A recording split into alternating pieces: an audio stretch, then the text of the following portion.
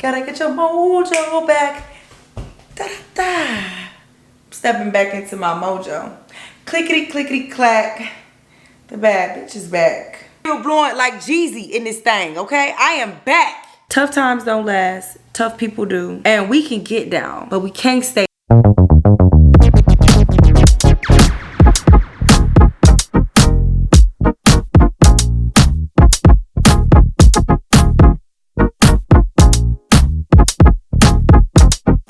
What's up? Welcome back to my channel. If you don't know, it's your girl Brie Renee, straight from the A. And if you have not done so already, go ahead and subscribe. Like, what are you doing? You know, I'm the realest and the rawest of them all. But anyways, I'm coming at y'all today because I wanted to be a little transparent. And I feel like we always sharing vlogs on YouTube. We're always sharing like day in the life and cute little fun videos. But I wanted to be honest and vulnerable with you all and tell y'all about, like, kind of give you like a recap of what my year has been like, but also express how I have pulled myself out of depression and how I'm continuously doing the work and what that looks like for me. So earlier this year, I just endured a lot of losses. Everything from losing my dog, one of my dogs, Rose, she died of heat stroke, to losing my uncle, who was basically like my dad, the only dad I've ever had. I even lost a pregnancy. And on top of that, I lost my boyfriend. I lost a relationship. So I took 4 major losses this year, and it was a lot. It all happened within the first 6 months of the year. And then because God is so good, even in this midst of the storm, he was still blessing me. Well, in July, I got hired at Revolt for Black Girl Stuff, which I've been showing y'all a little bit on my page as well. So I didn't really get time to grieve. I didn't get time to recoup. I didn't get time for I didn't get a mental break or any of that. I had to like literally go from grieving loss after loss after loss in the first 6 months of the year. It all started in April to June. In 2 months, I took 4 losses and then got hired and started filming in July. I had to go through boot camp in July. And anytime you start a new job, that in itself is a lot. Along with meeting new people, like you're like, I don't want people at work to see me sad and depressed. So I was like, basically, instead of healthily grieving, I was just working through everything and suppressing all of my emotions. And there were so many times that I would just bust into tears. I would have to run to my office because I'm crying hysterically, or I would cry in the car on the way to work. It would be so many times where I would just be going through it and I felt like I couldn't tell anybody at my new job. 1, because it's like, I don't know these people like that. I just met y'all.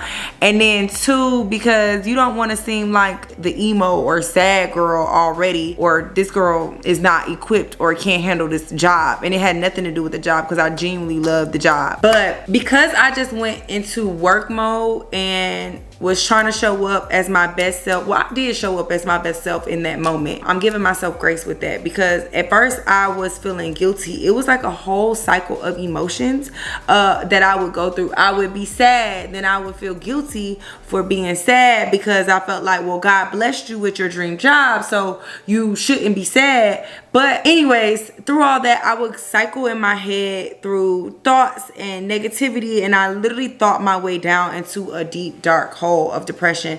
And I'm gonna be honest and vulnerable and vocal with you guys. I even at one point thought about possibly not living. Like, I didn't actually go through, and I think that it's so rare and so like it's so sensitive to talk about depression or suicidal thoughts. By no means that I like go through the act or do any acts, but I definitely had suicidal thoughts several times throughout this year, the second half of this year. And it was really hard for me because it was scary. It was like, wait, why do I even feel this way? I've never felt this way. Then I would feel guilty for feeling that way, and it just would be like a repeated cycle of negativity and sadness.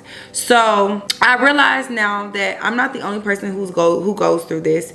I know that other people may be or may have or could possibly be going through this right now, And I want to use my page again and continuously to spread positivity, knowledge, awareness, and promote healing amongst all of us. So I'm not through it. I'm not perfect, and I might get sad some days, but I just want to share with y'all some things that I did and continuously do to pull myself out of that dark, deep hole. So for one, the first thing that I did that did help kind of like make me feel better on a daily was workout. I know that sounds so crazy, like what? Working out? Who want to go to the gym? But it was something about getting up. Like I feel like whenever I can't control my surroundings, whenever I can't control everything that's going on around me, I go work out. I go work out because I feel like I can control my gym regimen. That is one thing I can control. I can control what I put in my mouth.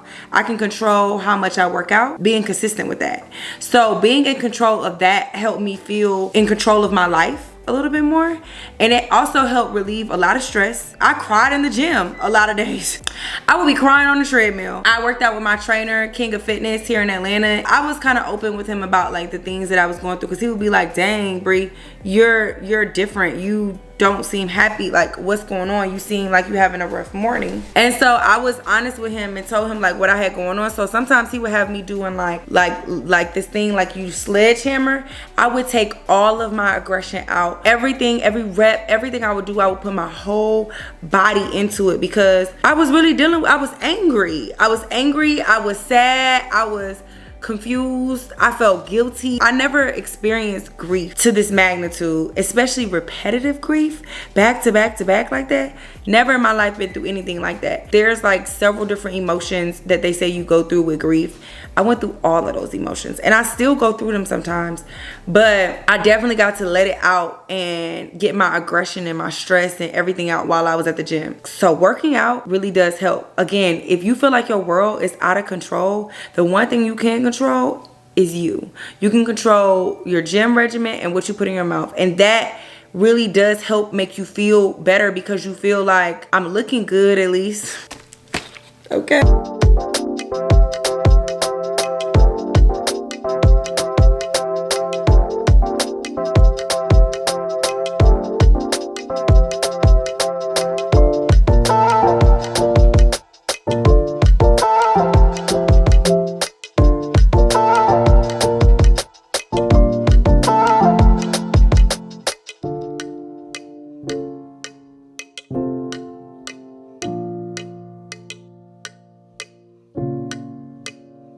The second thing that I did is I found a new therapist, because the therapist that I had earlier this year, I didn't feel like she was, what's the word?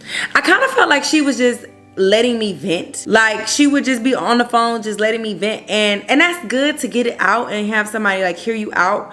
But at the same time, like I'm a solution oriented person, so I don't like, you can't fix me, but you can question me. Like, so anyways, I found a new therapist, and I love this new therapist because she is really like, she asks me deeper questions, and she doesn't give me the answers, but she asks them in a way that I find the answers within myself, if that makes sense. So that alone, and she actually gives me exercises and activities to do. And so like one of the exercises that she gave me was, and I encourage all of you out there to do this exercise too, whether you're going through something or whether you're feeling down about yourself or you're not feeling fully confident, this was an amazing exercise. Shout out to my therapist for this.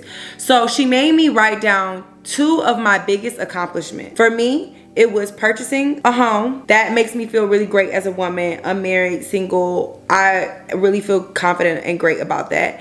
As well as getting this job at Revolt, being on Black Girl Stuff. That's one of my major, that was something that I spoke about when I worked waitress at the strip club. I always wanted to be a talk show host, and now I'm on a nationally syndicated talk show. Check it out. But under those 2 accomplishments, you have to write all of the things that you had to be to accomplish those things. So for me, it was like I had to be diligent, I had to be resilient, I had to be patient, have great time management skills, I had to be a great people person, I had to network, be a great speaker, I had to be organized. And then once I did that, she made me erase the accomplishment name. So I had to erase home buyer, I had to erase Revolt talk show host, and then I had to put Bree is. And when I did that, it was like, it made me feel so good about myself, because it's like, I am a great person. I am a great networker. I am organized. I am, you know what I mean? So it made me feel really, really good about myself. I know that doesn't kind of like go with the grief, but that was just an exercise that definitely started to reassure and restore my confidence within myself while I was going through the guilt phase of things. So I really encourage you to do that exercise and you should just do it. Maybe you'll be surprised at what you are and what you find out about yourself. Another thing I did besides therapy, I struggled with my eating habits, I'm not gonna lie, because I eat my emotions. So I definitely had to work out to not eat too. I mean, like when I work out, I eat better. I make better eating choices. So that made me feel better about myself, because when I would not work out, I would just be pigging out, eating my emotions, and then I would feel bad because I'm like, now you're gonna be fat. It was just the cycles. Another thing I did was I created a new morning and night routine for myself. So on Apple, if you have an iPhone, you can just literally go into like your clock and you can set a sleep and wake up regimen. I woke up every day at 5:40 a.m. and therefore I put in that I wanted to get 7 hours and at least 7 hours and 10 minutes of sleep. So it would make my bedtime be at 10:30 p.m. So from 10 p.m. to 10 a.m. my phone is on do not disturb. And during that time, I would literally spend time with God. That would be the last thing I did. I started to read 10 pages at night before I went to bed, and then after the 10 pages I would read the Bible or listen to a sermon, read a scripture, or just literally pray in silence.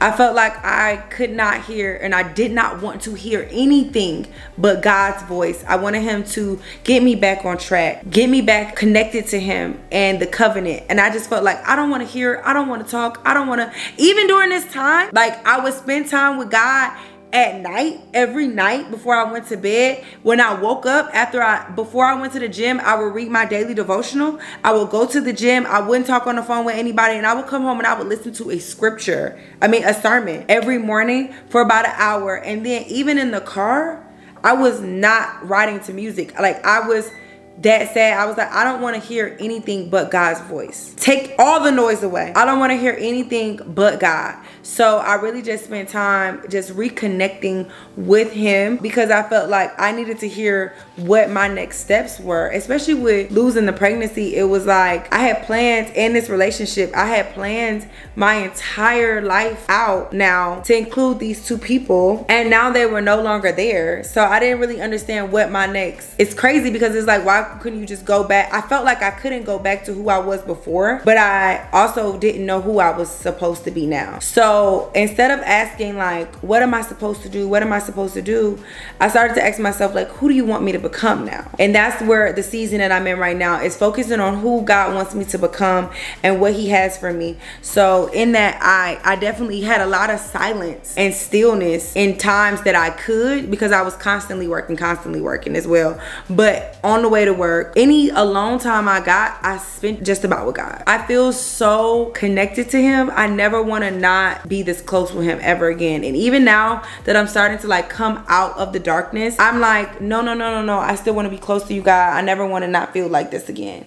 So I'm like constantly sticking to that routine, that morning and night routine of listening to the sermons, morning and the night, spending time with God before I go to bed, leaving my phone on do not disturb. So don't nobody disturb me when I'm spending time with God. And I feel like that's so important, because cultivating a relationship with God is like cultivating any relationship. You not going to just think you about to take this girl or this guy out and you don't call them every day. You don't talk to them every day. How you want them to be your boyfriend, girlfriend? You want all these titles, you want all these rewards in the relationship, but you're not putting in the work. And I just feel like that's the same thing with our relationship with God. Like we have to continuously be putting in the work. He always wants the relationship with us. The doors are always open, and he genuinely wants us to come to him and want that same yearning for him. I think keeping that, sometimes God makes you go through crazy things just so he can bring you back to him. Or I won't say he makes you go through them, but he allows certain things to happen. Now that I'm this close with him, I never want to not be this close with him ever again. like ever. It's non-negotiable for me because it makes me feel like I can get through this. And it's really hard for me because, so I have a lot of friends, right? A lot of great girlfriends, maybe like 7, right? I don't know, who's counting, but it's somewhere around there. And a lot of them felt like, if you're going through something, why won't you let me be there for you? And I genuinely didn't know how. I didn't know how to say I need help, or I didn't know how to say I need you right now. You know what I mean? So I think because in my head, I felt like, one, I'm always happy. I'm always bubbly. So I don't want to be the one that's sad. I didn't want to be around people when I'm not myself. So I isolated myself. And then I felt like to just call somebody and cry or let them know I just had an anxiety attack is a burden to them because they're having their day. You don't know what they're going through. Like, I thought about all of that. Like, I don't want to put me on anybody else. But it wasn't until I spent time with my girlfriends and I like expressed to them how I've been feeling that it felt like literally a weight had been lifted off my shoulder. I just felt so much better after spending time with my friends. So I think that spending time with your friends is really important, especially if you have friends that water you, that get it. You know which friends, your soul knows who it can lean on. So if you have a friend that you just feel like, that's gonna deplete me, that's not the friend you need in the moment. But if you know that you have friends that do pour into you, don't hesitate to be around them. I think that I was so scared to be around them because I'm used to helping pour into them during their times that I didn't want to be the one that needed to be poured into. I think it also maybe have been ego. One thing that they did for me that made me feel good is that they all popped up and showed up at my house one day and brought me flowers, and we didn't do anything. We just chilled on the couch and kicked it, and that made me feel so good because it was like, I didn't ask for them to do that. They surprised me and did that. And the best feeling in the world is when somebody do something for you and they didn't even ask you. You didn't even have to ask them to do it. So I really did love that. I really appreciate the B. Simone, Megan, Ernestine, Jackie O, and Chi Chi. They all pulled up to my house and we just spent like maybe 4 or 5 hours laughing, talking, crying, praying. Even Jordan and Shekinah, they all pulled up, and I just really appreciated that. That was one of the best feelings in the world because it was like, that's what I needed and I didn't even have to say it. So if you got a friend or you know somebody that's going through something, maybe just pull up, flowers in a card, and share a little love. Like, you never know how much that will mean to them. They don't even know to this day. Like, that's one of the greatest things they ever did for me, hands down. And I think because I've always gotten through everything in my life pretty much alone, that I don't know how to vocalize and verbalize that I need help when I really do need it. Having people who know what you need or give you what you need without you asking for it is the biggest blessing ever. I feel like I'm missing. Oh, and during the times that I would spend alone, I just really did the things that made me feel full. Like, I listened to, when I would go to sleep, I would listen to affirmations. I went back to saying my affirmations. I would go to sleep listening to healing white noise or for healing frequency sounds. Like, all of these things took pressure away. And you know, one of the major things you can do right now, like, it takes nothing, that literally when I felt in the middle of anxiety attacks, in the middle of feeling pressure, in the middle of crying, the biggest thing that you can do, and it's free, 99. Are you ready for this? You're gonna be like, what? But this made me feel the best instant relief ever. You ready? Breathing. Yeah, intentional breathing. Taking deep breaths and reminding myself that I am safe, I am sound, I am present in this moment, and in this moment I am healthy and I am okay. I had anxiety attacks while I was driving the car one time. I thought I was never gonna make it home. I was shaking, I was crying, everything was getting black, everything, like, I thought I was gonna pass out. Literally, while I was driving, I had to pull over, and all I could do, I called Megan, and Megan got me to slow down and take deep breaths. Like,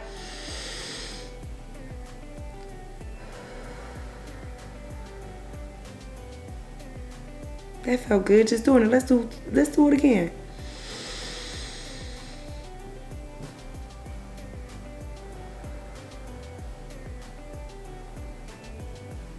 Come on, one more for the road, because it feels so good.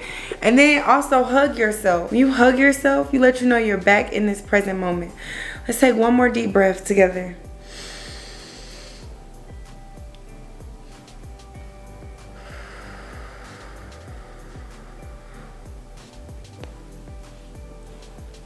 Releasing your shoulders. Releasing all of that. All of that tension. I feel more calm and relaxed right now already just from taking 3 deep breaths, because oftentimes our body is in like a fight or flight mode. But when we take deep breaths like that, we slow down our heart rate and we remind ourselves that we're safe, we're sound, we're present, and this is the only moment that matters. Not the past, not the future, not the mess, and not the stress. The only thing that matters is that you're in this moment right now.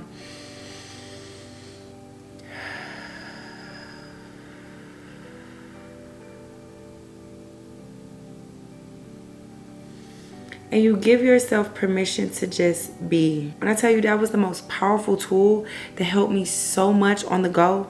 Anywhere you are, you can take deep breaths. You can do it and you can regain control of your nervous system, of your mental health in the moment. That was by far one of the most powerful tools.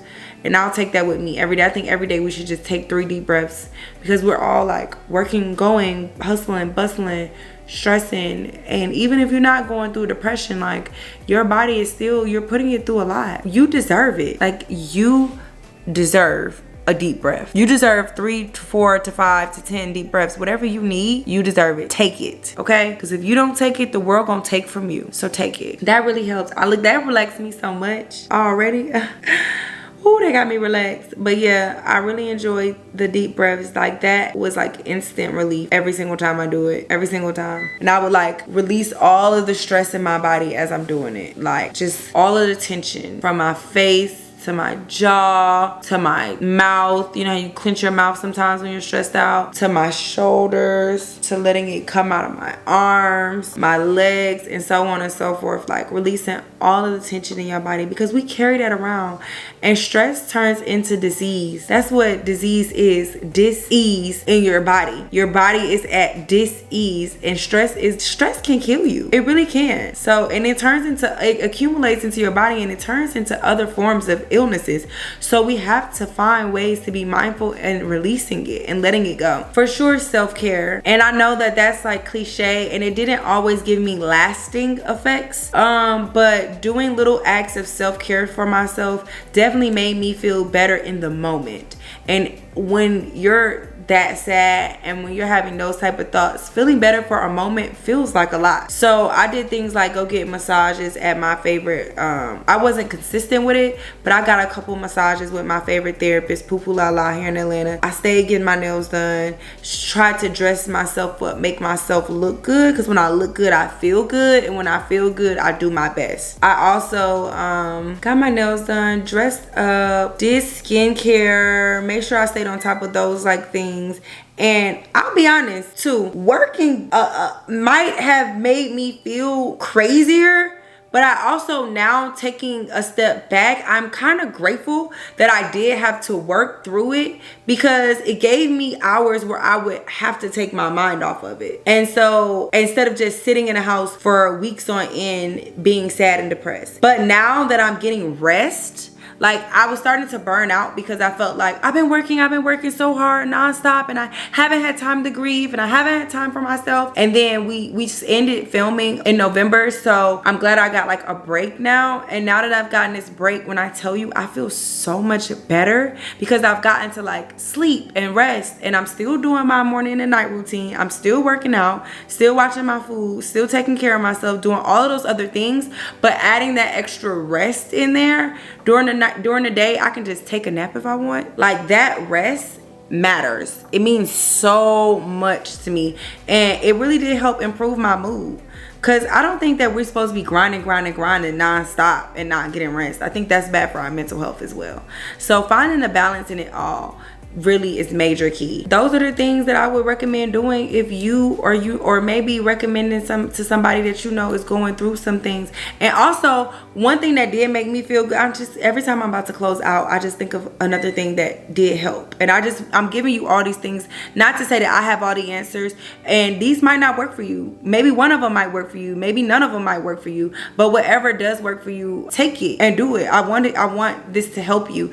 But another thing that did help helped me was when I had one of my best friends, Polka, she would just listen to me. She didn't try to give me solutions. It wasn't that she was giving me advice. That didn't make me feel better. She just made me feel heard. She let me get it out. And that's what my therapist does too. Like, even though my therapist will ask me questions, Polka asks me questions as well. It's a way that you can ask somebody questions to help them think their way into their own answers. Because sometimes it's like, girl, I don't want to hear that. I don't. And I needed to go through that to learn that, because I'm that friend that will always give advice, give my opinion, give a solution. And that's not always necessary. And I'm really grateful to my friend Polka for doing that, because for me, she was that friend that I would call, I would cry. And I was like, I felt so guilty. I remember telling her, like, people would look at me and think, like, why would you be this sad when you have a house over your head, you drive a nice car, you're pretty, you have your dream job, you know, you have nice clothes. Like, I felt guilty for being sad. And she was like, okay, and she was like, and you have all those things, and you can still be sad, and you can still not feel 100%, and that's okay. You don't have to worry about how people would judge how you feel. You are right. And we had a really deep conversation about how a lot of times people look at like your financial status and think that like that should eliminate all of your problems. Have you ever had a problem that money can't fix? The losses I took, I could never pay for that. Money can't fix those problems. Money can't fill those voids. So it's just like, you can't look at people's financial status and think that they don't have a care in the world. Now, I do still feel like money can buy you happiness a little bit, but it ain't gonna be sustainable happiness. Not feeling judged and feeling heard definitely helped as well. And I encourage you that if you know somebody that's going through it, or have a friend that's having a hard time, hear them out and just make them know that they are not crazy for feeling how they feel. Their feelings are valid. Their feelings are valid. They're feeling them for a reason. And it's okay. Everybody ain't gonna have a bright sunny day every day. And that's why we love tomorrow, okay? That's my rant. That's how I started. Those are the tools that I use to pull myself out of depression. I wouldn't even say I was deeply depressed, because I know people who go through, I mean, it was months that I was feeling this way, that I felt like blah, that I felt no joy. Like, it literally wasn't until last week that I laughed and felt genuinely happy and joyous and like myself again. I think that does qualify as depression, but I don't want to make light of people who deal with it in a heavier sense. In those times, if you know somebody who's having a tough time, who's going through grief, who's going through loss, who's sad, who life is like life in them. You know, life was life in me. These are some things that helped me, so maybe they can help you and that person too. And if they don't, maybe you should comment below what things that you do that help you, so next time I can try those things as well. Because one thing I know is that tough times don't last. Tough people do. And we can get down, but we can't stay there. And it don't matter how long it takes for you to pull yourself up. It doesn't matter how long it takes for you to think your way out of that ditch. You can do it. I promise you, you can do it. If I did it this year, you can do it. And I know there's plenty of others out there that have done it, and I commend you for doing it. And we gotta just keep fighting. And we go through these things so we can get these tools in our tool belt, so we know what to do when tough times attack, when the devil attacks, when life is kicking us down. We know, oh, nope, can't steal my joy. I'm about to spend my night with God. Oh, nope, can't ruin my day. I'm about to start my morning off with God, okay? Oh, nope, I'm about to do something for me today. Oh, nope, I'm about to go to therapy, okay? Oh, in traffic, feeling crazy? I'm about to take 3 to 5 deep breaths. Ooh, okay? I'm about to book me a facial. I'm about to book me a massage. I'm about to go get my nails done. I'm about to get cute. I'm about to do whatever I gotta do. I'm about to spend time with my friends. I'm about to ask my homegirl to pull up and just sit over the house with me. I'm about to just show up at her house and sit with her. I'm about to do whatever I got to do to make me feel whole again. And that's what we gotta continuously do. You are worth it. You are worth it, and you deserve it. And ain't nobody else gonna do it for you but you. So you better get out there and start figuring out what it takes to keep you full. You gotta get your mojo back. You gotta get your mojo back. I got mine back. That's how I know I'm feeling back like myself. When I feel silly and I'm playful. When the kid is alive. You gotta get that kid back. Find your inner child. Pull her out of the darkness. Nurture her. You gotta get your mojo back. You gotta get your mojo back. You gotta get your mojo back. Gotta get your mojo back. Da, da. Stepping back into my mojo. Clickety, clickety, clack. The bad bitch is back. Guess who's back? Still blowing like Jeezy in this thing, okay? I am back. That's been my spiel, y'all. It's Bree Renee straight from the A. Make sure you like, comment, and subscribe to my channel. Share this video with somebody, anybody that you know that might be going through something, that might need to hear an uplifting word. If I can get through it, I promise you, you can too. We could do it together. Here are the ways that got me through it, and hopefully they help you. Let me know what ways got you through it below. And we in this together, gang. I love you. Till next time.